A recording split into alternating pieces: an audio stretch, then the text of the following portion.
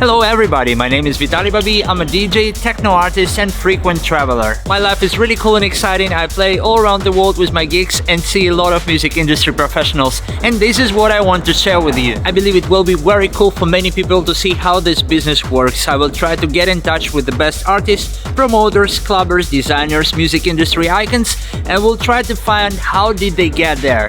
It will be super interesting, I promise. In this episode I will talk with Wehbba, amazing techno artist from Brazil who lives right now in Barcelona, and also I will have an interview with the guy who makes 10,000 people indoor club parties.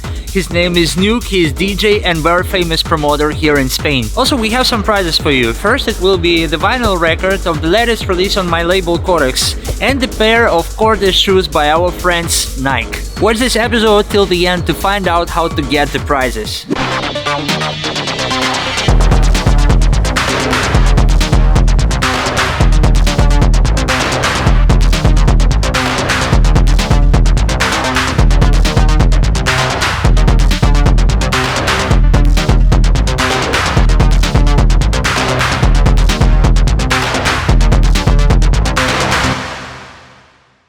I will tell you something about you. Okay. If you don't have the music, you need really good management.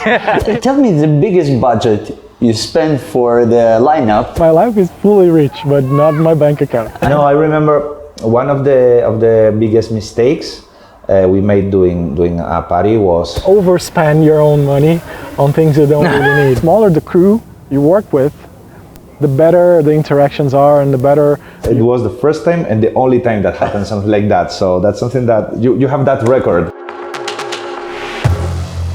I'm following you for so many years and I think this is a way we have to start our talk. How did you start your career? Well, it was not kind of by accident in a way, but like I was just like a raver, and then I decided to play records, and then people started, like most people I think, then people start to paying attention to you, and then you start to go into one venue, and then that one venue kind of books you, and that was kind of it. But and that all happened while I was going to university, and then I also decided to make my own music back then. At the same time I started to play records, and and then releases started to come, and that was it. Make music and play music, it was the same moment? Yeah, pretty much, like maybe a few months apart. Okay, but have you finished any kind of master's classes or courses to make music? No, not really, because the thing is I've always been a musician since I was a very young teenager. So I had many bands, and I've recorded many demos over the years, so I was familiar with the studio environment, and I was always interested on it. So it's like I was always trying to research. And then when I got into electronic music, I was like, how do these guys make their own music? I doubt they go to the studios, big studios. Nobody has that kind of money. So I started to try and research. This was in the very early days of internet, so there was not a lot of information. Do you invest a lot in social media, or what do you think about classic PR? Well, I don't invest a lot in social media at all. Actually, I don't invest at all anymore.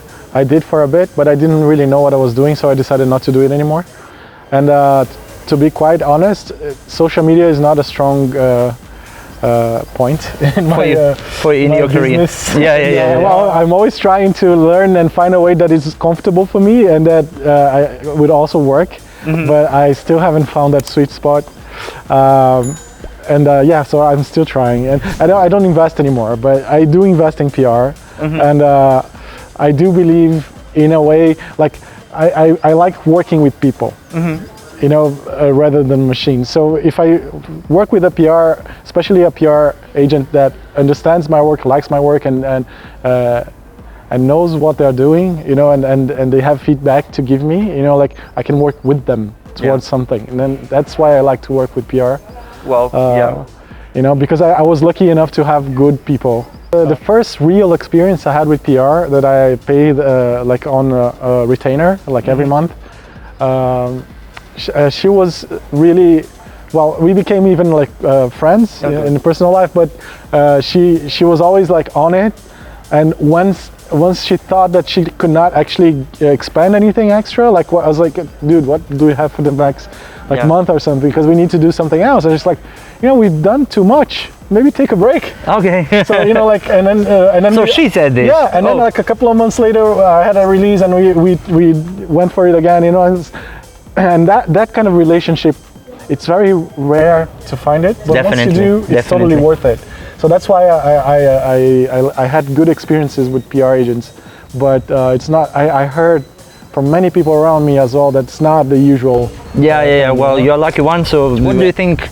Does it make really sense for the artist to find the manager already with connections who can help you with like releases on big label or something like this? I think the management is a very personal issue, because it depends on how you like my personal experience.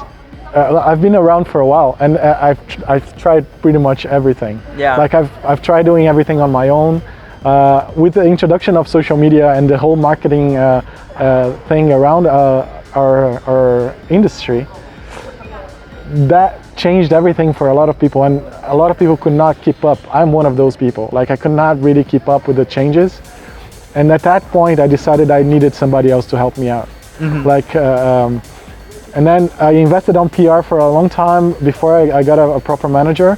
Like, I had a management experience that wasn't the best when I moved to Europe in 2015. That didn't really work out for me, so I after like not even a year I left, and then I tried to do it all on my own, and it also was really hard, and it took away from my inspiration and my artist side, and I could not let that happen. For a while, like I had none, and then I tried to do everything, just having a PR management and myself doing everything else, reaching out to labels, reaching out to my agents, and you know, trying to coordinate everything, because I have, like, also having more than one agent makes everything. Each extra agent is like twice more complicated because you need to organize your schedule, and that's very tough, especially when it's very different territories and logistics and everything like that. So when I reached the point that I could not have that anymore, and I needed somebody. At least for my sort of way of working, it was taking away too much from my artist side. So I needed to give it away to somebody else to help me out here, and so far I'm pretty happy with how it's well, your profile is growing well, so yeah, it's exactly. a good job, but not just from management, first of all, for your music. I think without this it's impossible. No, yeah, the first thing, if you don't have the music, you need really good management, you know, but if you have the music, everything is a little bit easier. You know? How to get to the top label? If they already have the good music, the good production, how can they get to the big label? It's also, I think, very it's kind of not random, but it depends. It really is not like, there's no rule for that, you know. It can happen to anybody, like to strike gold and then boom, you're in a big label, and sometimes it doesn't happen even if you're amazing, you know. Like on my own experience, I had to work hard my whole life to get anything. Like, you know, nothing comes easy to me. Yeah. So, you know, like, I had to be the best producer with the best skills, with the best, obviously I'm not, but, you know, like, I always aimed to be that way, and it always, like, took a long time to reach anybody that would, you know, like, help me out and spread it out. So for some people it's stepping stones, and I think that's actually the best way to face this as a process. You know, yeah, go, because then it's like longevity, you know, like there's that saying, like, if you want to go fast, go alone. If you want to go like long, go together. You know, like, so you build steps around, and then you build relationships around that will help you grow, and that always, like, you know, gets the word around in a more, like, I always say, organically and natural thing, in a natural way. You know, it's.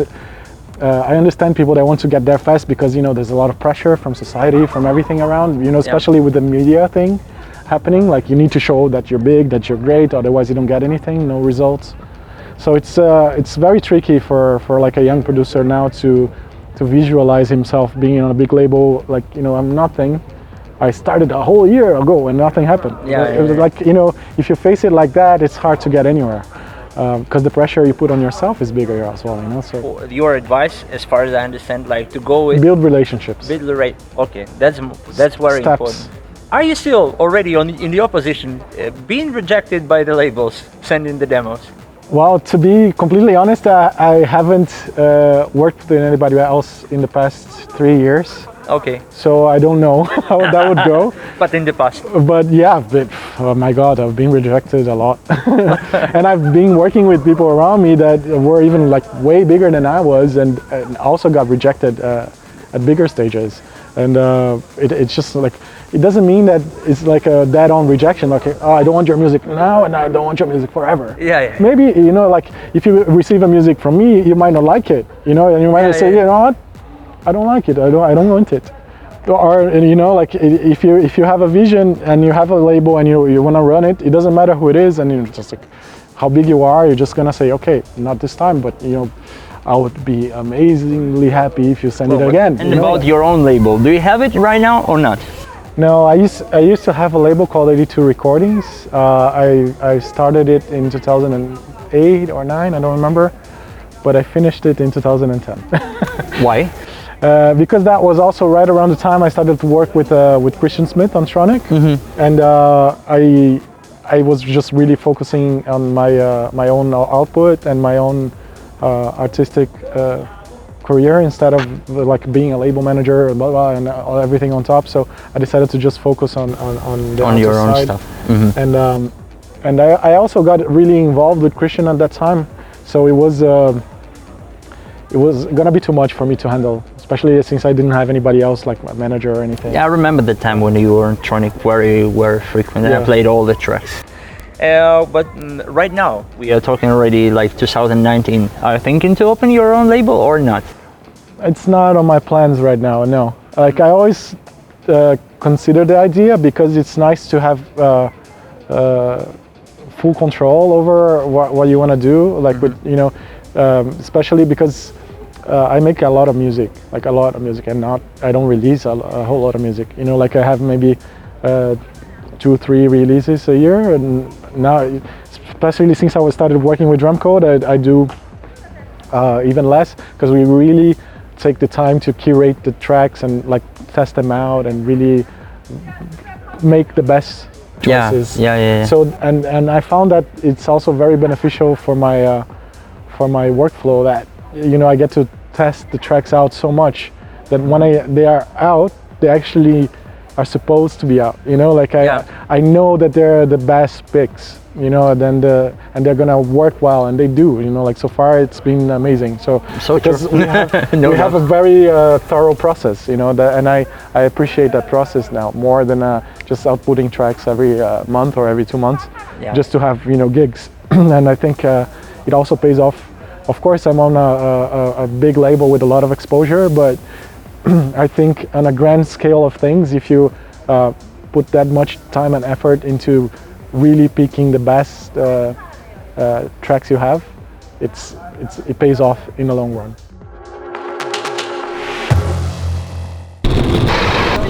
So today we have the Saturday of Carnival in Spain, and I have 2 gigs, one in Bilbao and another in Fabric in Madrid. It's going to be my first row party, so I'm very excited, and I really invite you to join the journey with me.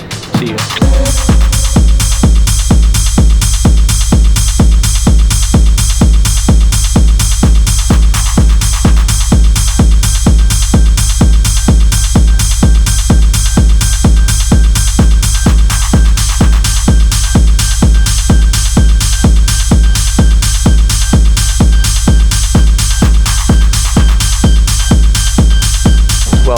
See, this kit is equipped with a power socket, so we can charge our devices. Well, it's pretty short flight, but probably, I don't know, we can even charge my laptop for a bit.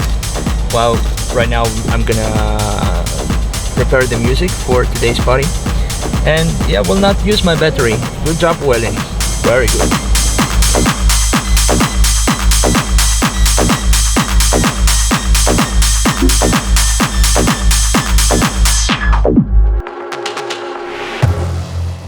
Super happy because I talk right now with one of the best like promoter, and of course super famous DJ here in Spain. And I really, I think it's better to start this conversation if we will find out how did you start this, how many years you play already, and why did you decide to come into the electronic music?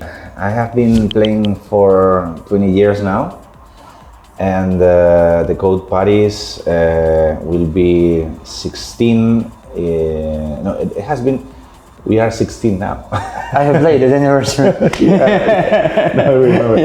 It's 16 years, and you know how did I start? Well, I started in the college and university. When I discovered, I always have liked electronic music, and in university I discovered the trackers, which were free music producing programs. Yeah. And I started with that. For me, that was like a huge discovery, because I always saw in the magazines all the studios of the big producer. It was like, it looked like very expensive, a lot of machines. No, not everyone could have exactly. studio. And then suddenly I discovered this is like, oh no, this is super cheap. And with that, I started producing my own music. And when you make your own music, sooner or later you have the need of showing it to the people and playing it. And that's when you become a DJ. I got lucky a couple of times being, in the right place in the right moment, which I have to thank all the people that gave me that first chances. But as I always say, luck doesn't find you in the lying in the couch. Exactly. It finds you working. So exactly. Maybe that if you can be working all your life and never have this lucky strike, but I wanted to try. Do you remember your first party? Exactly the first party you did? Well, I remember many parties, but I remember especially one of the first parties, which was the first Code party. And of course, I remember it with, it's my face changes when I think about it. I see. It was a very special day. Also, it was a very hard day because, it was 16 years ago. I had small experience, but not high-level experience. And suddenly, I was working for a big place. I was working with international DJs. And for the first time I felt it something mine, and I wanted it to work. I can say you that it was with Gaetano Parisio and Filterheads, and the first Code party, it wasn't at Fabric, it was in a smaller venue, but from the same owners. And the party it wasn't bad, but it wasn't good either.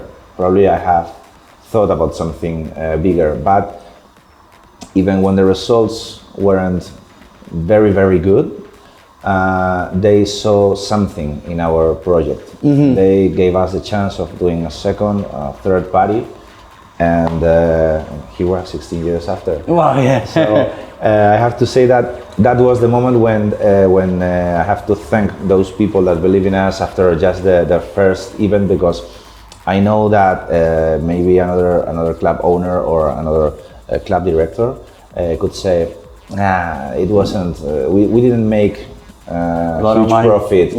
So, but I told this guy, he told us years after, I saw something.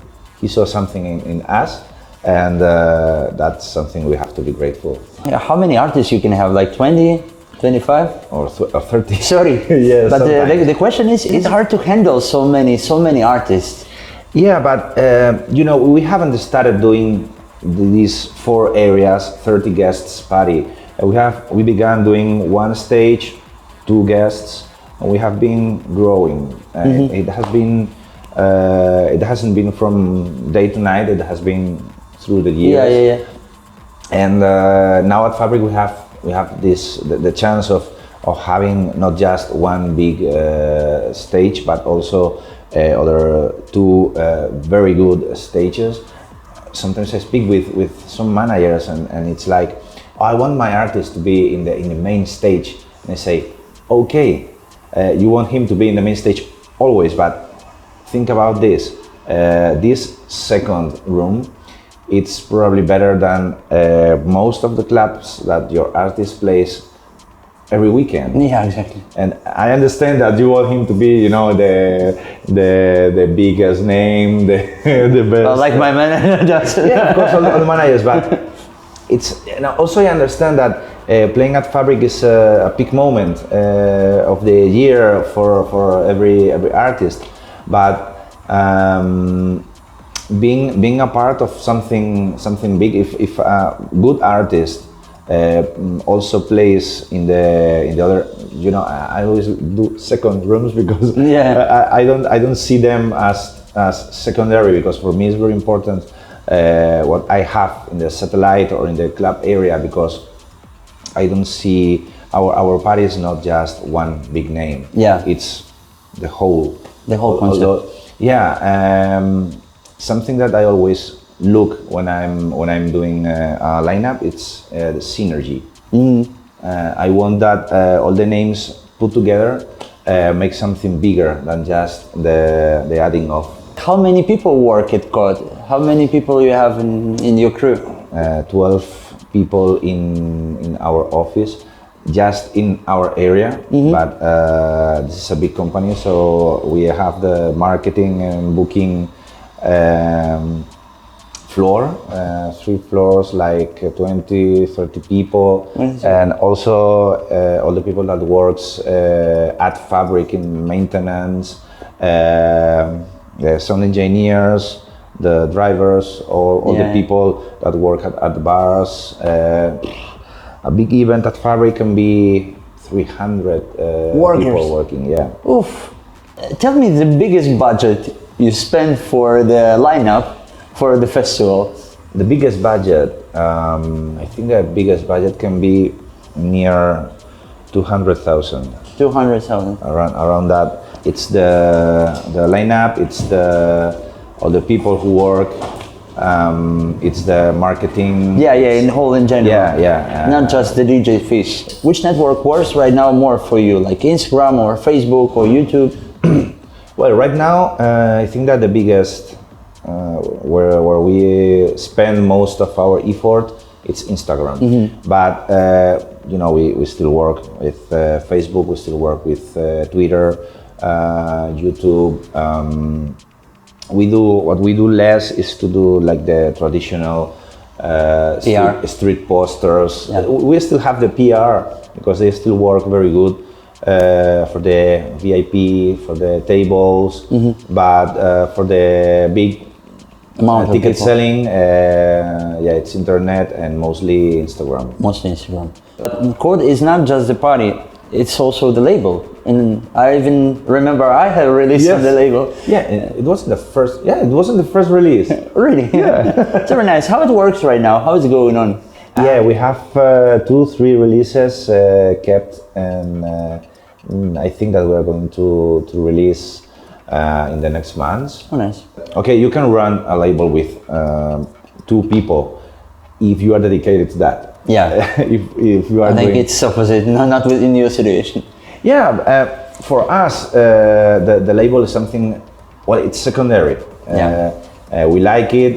We like producing the music. We like running the label. But after having the parties and all that stuff, for us the label is something secondary, and we need to have the help of someone that has the label as something primary. Yeah. Because a label, it's something that needs a lot of time, a lot of effort, and not too much profit. Yes, but it's something you need in these days, but also something we like doing. Well, I think that any kind of promotion is good, and I know that we can provide a very huge promotion.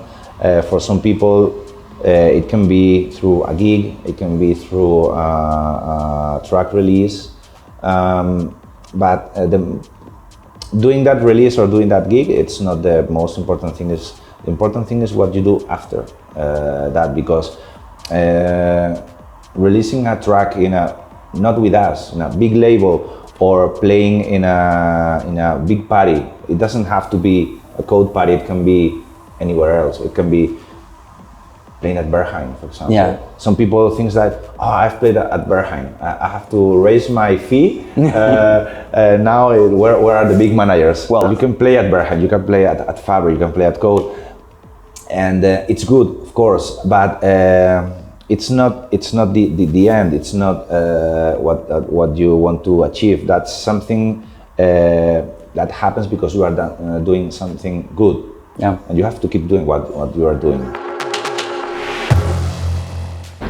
You know, normally I never see anything while I'm playing because my DJ life is just airport, hotel, club, and that's it. But with this video blog we decided to change everything, and finally I have a chance to see something really beautiful like this stadium in Bilbao city.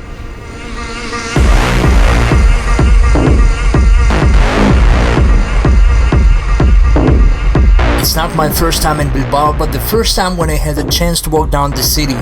Hard to describe how beautiful it is, so green, so modern. Clean, and of course the Guggenheim Museum. This incredible masterpiece is so inspiring. Unfortunately, I couldn't get inside because we are pretty limited with the time, but you definitely have to visit it.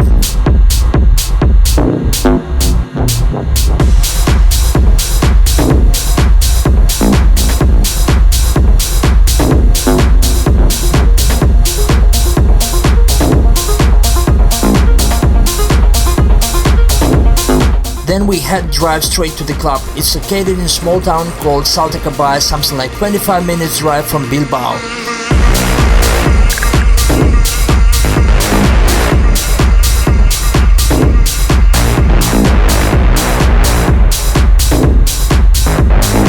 The club is based on the rocks, super close to the seaside, and they have crazy day parties there. I love to play for Spanish techno fans, always so much fun.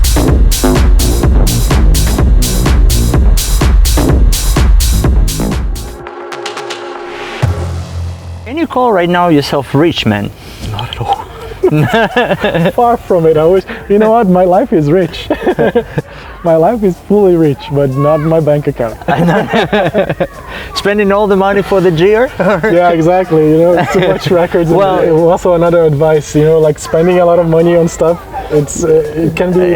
Yeah, that's for you guys. Right now, what do you think about the girls? Right now, it's really easy to see that there are a lot of girls. They are like getting huge exposure, and also your wife. She's also very high-rated DJ. And what do you think? Is it really fair for us, for the boys?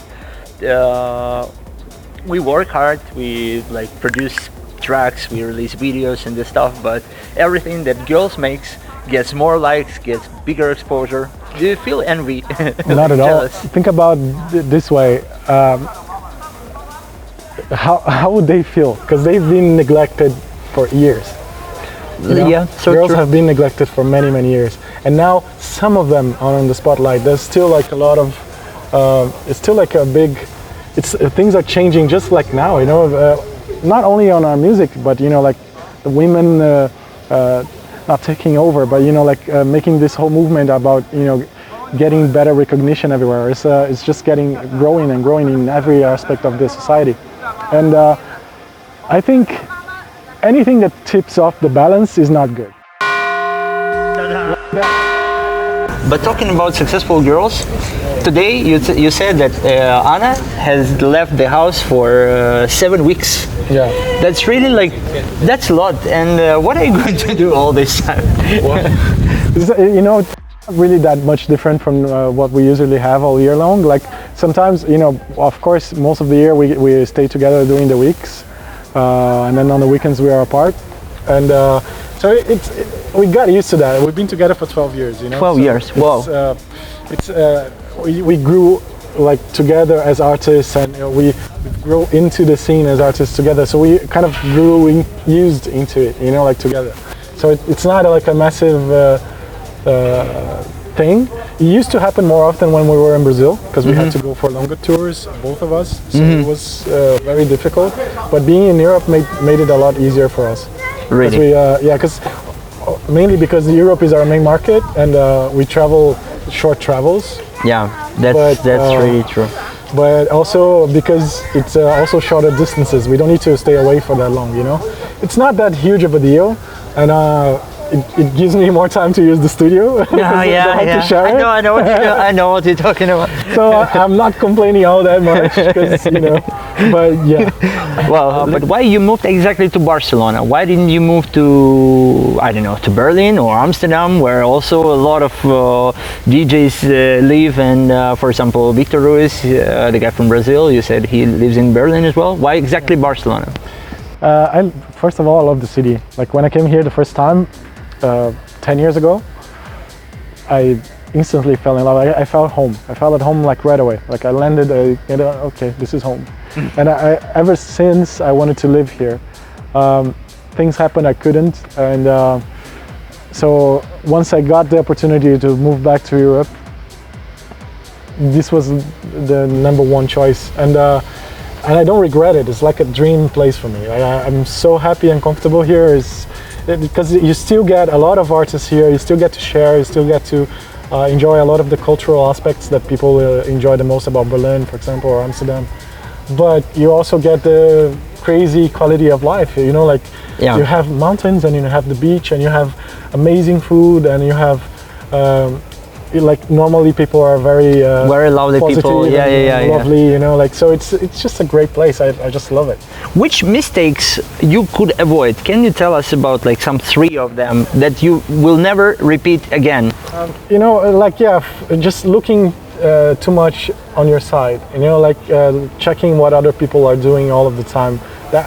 That can help you in a way that, you know, if you're lost and you need some direction to browse a bit and see what you could be doing. But in the grand scheme of things, again, is like if you look too much at what other people are doing, it works for them, it might not work for you, and then you get depressed because, you know, you did that and it didn't work, and all those like small defeats, they kind of interfere with your whole vision and artistic development. So I think just focusing like on developing your own vision is a very good way to do it, and avoid like looking to the side and overspend your own money on things you don't really need. So, you know, like really evaluate where your money goes on social media, how it goes, what is it really doing for you. Like, you know, spending like on PR agents, sure, but you know, which one, what has he done, is it working really for you? If not, you know, how much is the average people pay, you know, this kind of things. Like really do research on anything that you're going to be spending on, especially like, you know, the whole gear thing is also worth mentioning, because a lot of people think that, you know, I don't have that sound because, you know, the guy has that modular system. It's so amazing. How can I get that sound? I need a modular system. And then they spend like 1,000, 3,000, 4,000 euros in a modular system that's not even that big, and it can make a sound, you know? And exactly. even if you're an experienced producer, you know, like I was chatting to Umek the other day, and he has had all sorts of synths you can imagine. And nowadays he works mostly on his laptop. Yes. Because of course, obviously he knows how to work on anything. But he told me he's way more comfortable getting results out of his laptop than out of his modular system. Like he has like a Buchla, Surge, whatever, the best of the best modular systems you could imagine, and he doesn't really feel comfortable getting the sounds on them. So, you know, in the end of the day, spending a lot of money on gear is not really the solution. Spending more time on your knowledge, that's a better solution, you know? First, very basic step is just do research. Like do research about the process of, you know, making music, or playing music, of music itself. You know, like finding good music, you know, and really defining your own vision.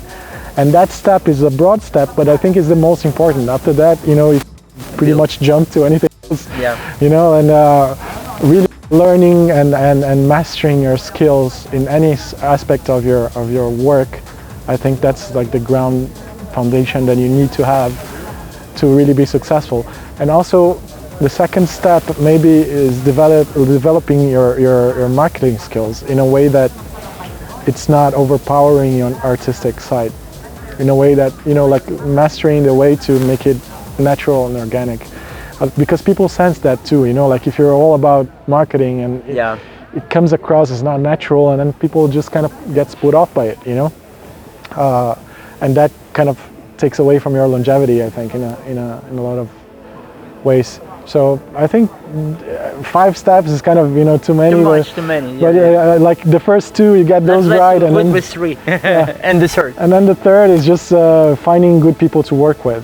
Finding really doing your research and trying hard to get into the places you want to get. Like after who's the good people that works with similar artists than you and have a reputation to be good. It doesn't need to be big. Just needs to be good. Like my experience, the smaller the crew you work with, the better the interactions are, and the better your chances of really getting people to work with you for you is higher. Like the bigger you get, like the bigger agency you go to, for example, if you don't have like a team that's really devoted to you, that kind of hurts you in a way more than it helps. Even though like you think, oh, but they have the power to put me in that festival or that club or that whatever, or that label even, but that's not often the case. Sometimes they just collect calls because they already have those big artists and those big labels in their hands, so they don't really need to push anybody. They just collect requests, and so you really need somebody that works with you. And finding a good team, it doesn't even need to be a team. It can be one person, because like or even like fellow artists. Making a collective, teaming up with people that would share a vision and share, your enthusiasm about getting things to work.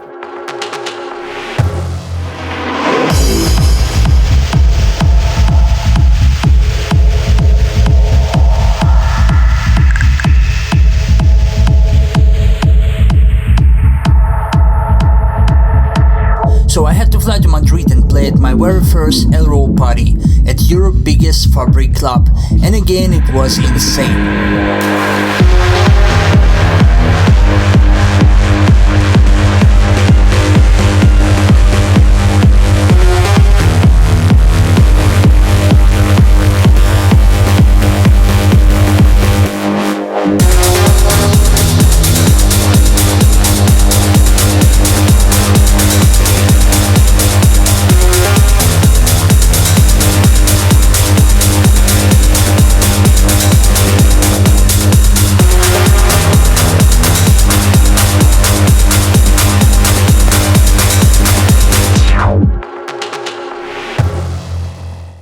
But talking about your personal DJ profile, because I follow you and I see how people really admire what you do and what you play and what you do for the industry.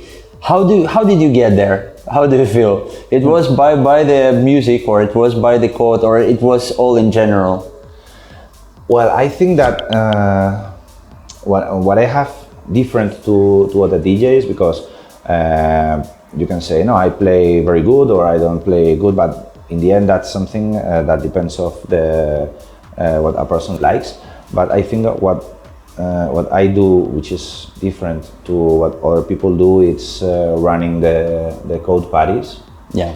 And well, that gives people the chance of knowing me, and I have the opportunity of playing for a very big audience.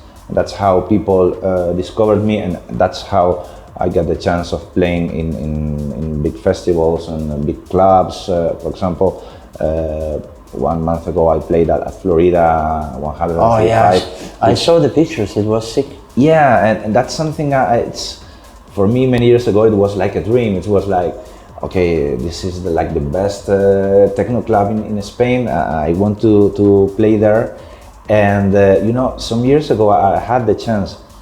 A promoter offered me to play for free in the small room, but I declined because I told him, okay, I know it's a very good opportunity, I know it's good promotion, but and maybe I do it in that point of my career. I could do it somewhere else, but that's something I want to get. I want to, when I play there, I want it to be because have reached the level to play there, because I want to get it because my profile deserves that, you know. And well, I saw it was amazing. I saw it was amazing. Really, congratulations with that. Thank you. You have right now Code on Tour as well. You travel. I saw you have very good successful parties. Yeah, after many years now, it's changing a little bit. It's growing. Also this concept outside fabric. We did the event at Florida. We have been last 2 days before this weekend. We have been in Malaga. And we have been in Mallorca with Amelie Lenz and Ben Sims. Also the venues were awesome. In Malaga, it's like an old theater, but you know, with the LED walls and the loud sound, which is a very cool place to play. And in Mallorca, we were playing with Manu Sanchez, which is a very good friend. I think that you have also played with him. He's a great guy. He always does great events, and both were sold out. Wow. And we are like very well. It's not a surprise because we want the Code on Tour events to be big and to be good.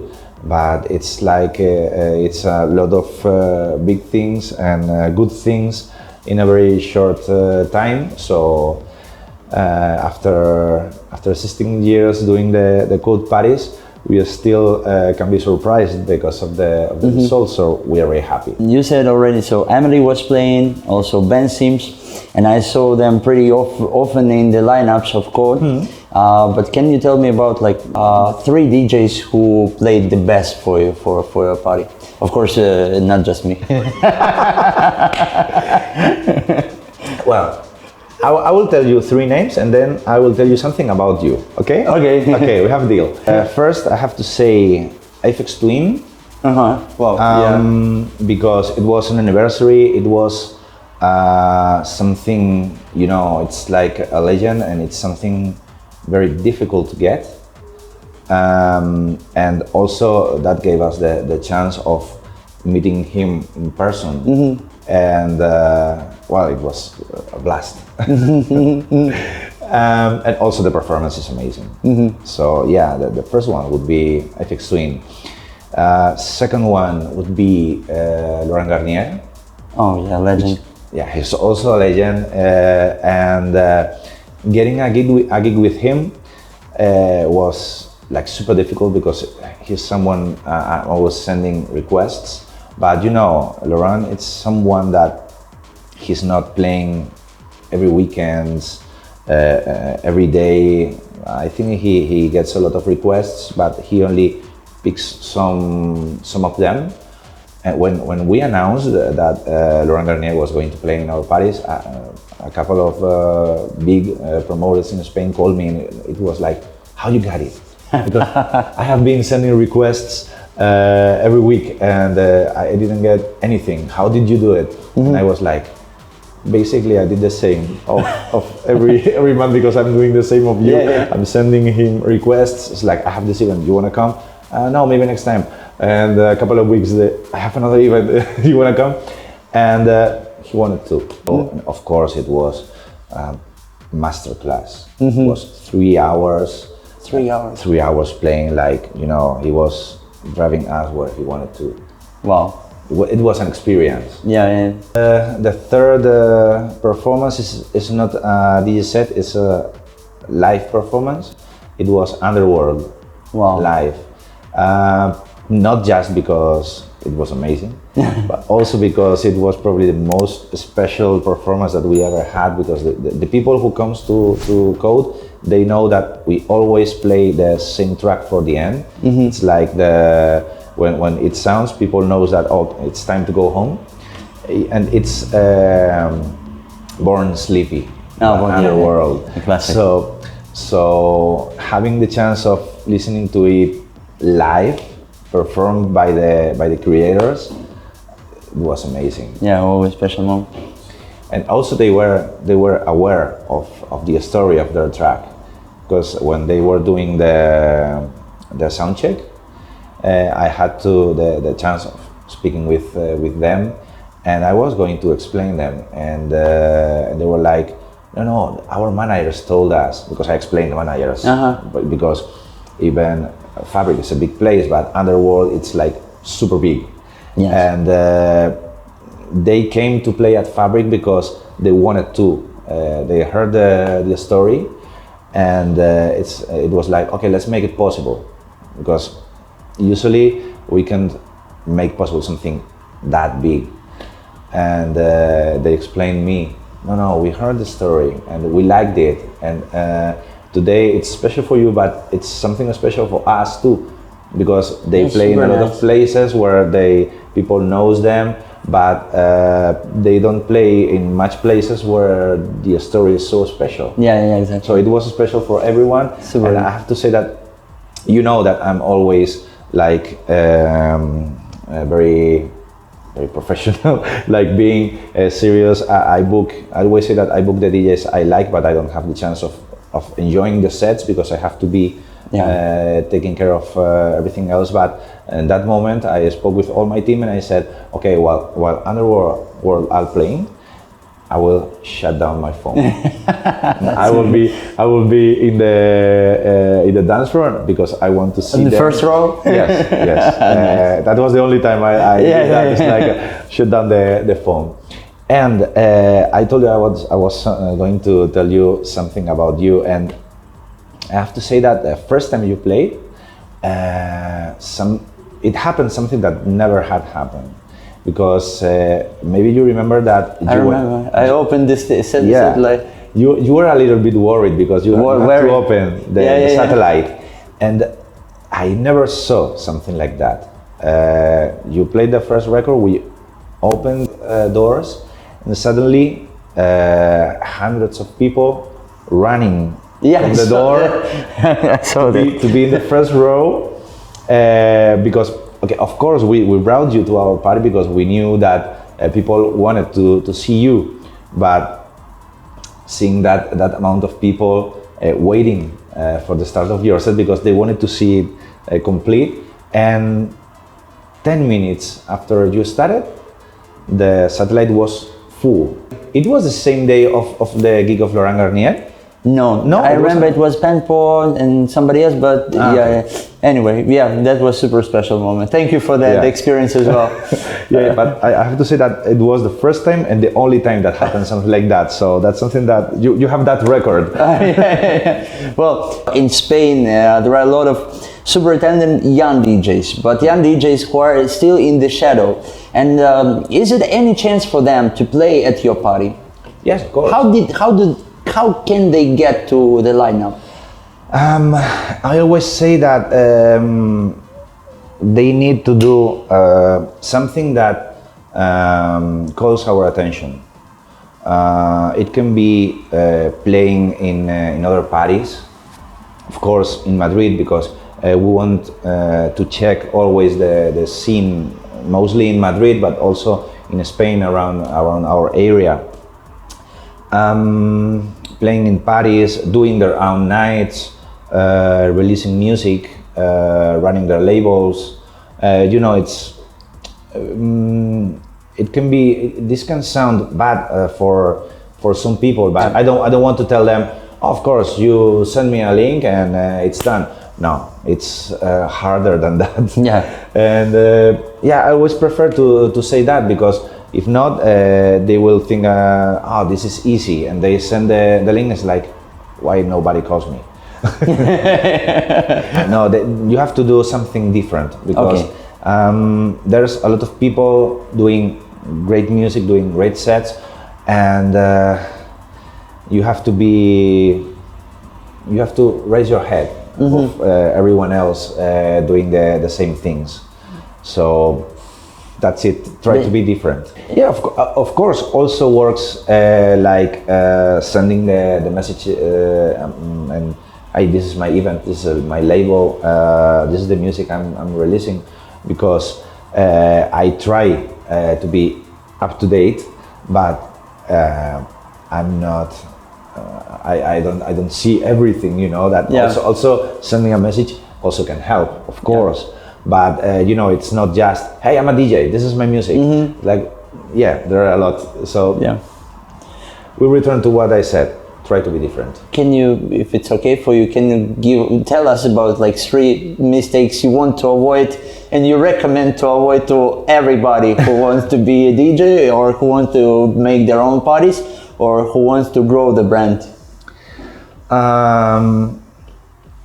Well, we had some mistakes like doing some events, of course, because people see the big code parties, but there have always not every party in the year is like super full, and sometimes we don't get the perfect lineup, because you know it's not that easy. It may look easy, but it's not. Yeah. I believe. Yeah. No, I remember one of the biggest mistakes we made doing a party was doing one of our biggest lineups, like big Detroit lineup in the main stage. We didn't have in mind that weekend was Gay Pride in Madrid. And for people who doesn't know how this weekend is, it's like no matter if you are gay or straight, but it's a very funny and big party on streets in Madrid, and it's free, and everyone goes there. And we had our big event with expensive ticket, so it was hard. mistake. Yeah, it was hard because we did a good lineup, or we had a very good concept, but we didn't have in mind that there was something else very big. If we did the very same event 1 week after or before, it would have been a success. Yeah.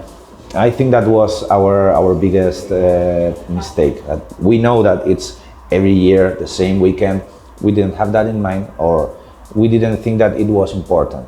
Yeah. If I want to make my own party for 10,000 people, can you give me a few advices? Like 5, 4? Well, the first advice is that if you want to do a party for 10,000 people, first you need to do a party for 1,000, then 2,000, 3,000, and then you will have all the tools and experience to do something for 10,000 people.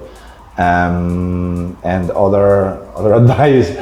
This can sound simple, but it's not, because after these years, I've learned that experience it's a lot, because we try to prepare everything, to have ready all the aspects of the party, but what we learned is that you have to be ready. We have to expect unexpected, because with big events always something can fail, something can happen. It can be power out, it can be delays in the airport, something, a DJ it's sick, it rains, and be aware that it will happen. Yeah. And when it happens, you don't have to panic. It's just, okay, we knew that something could happen, and let's see how bad it is and what can we do. And I always say that being nervous doesn't help. Definitely. So, and also I am lucky that I'm a quiet person. Thinking about the budget, some people can think that, okay, we start selling tickets, and then with this ticket sales we start paying maybe advance to the DJs or the flights or something. Never do that. That's the beginning of the road to the failure, to catastrophe. Okay. If you have to think the budget that you can afford, the money you have for the event, no matter if it's yours or you have investors. You have to think in the money you have when you start the party. That has to be your maximum budget. Never try to make an event with a bigger budget than what you have. That's very good advice, and I think for many people they failed because they think for. Because if you want to have a bigger budget than the money you have, then you start trusting in luck. And as I said before, you have to expect unexpected. And if you depend on everything going perfect, maybe that once it goes okay, but not every time will be like that. And when something fails, catastrophe. Chaos. Okay. Thanks a lot for the advices. I think they can help me, and they can help to many people who will watch this interview, who will want to make something their own. And also I would love to ask, because this is what we right now regularly ask, which three artists or promoters, or I don't know, you want to see in the interviews? Well, label owner and also DJ. I think that Koyu can be interesting. Koyu. Because he has a very big and interesting label, and he did something in the last months that can help a lot of people, because his label was quite big, but it was like one style. And a couple of years ago, he decided to go to another kind of completely techno. Yeah, because he wanted to try something different, and I think that it can be a very interesting interview. And manager, well, I can think in two big managers, Alex Montoya or Fran Balsa. Well, if you can get an interview with Amelie Lenz, I'm sure that you will have a lot of views. That's definitely super good. Bro, thank you so much. Un placer. Encantado. Thank you for watching this episode. I hope you have enjoyed, and as I said before, we have very cool prizes for you. First is the vinyl record released on the Codex Records, and the second is a pair of Codex shoes from our friends Nike. How to get the prizes is very simple. Just leave your question in the comments for this video. Add the question for a favorite DJ, artist, promoter or label manager, and we will choose the best one. Also, don't forget to subscribe to the channel, give us your like, push the bell icon to don't miss the new episodes, and see you soon.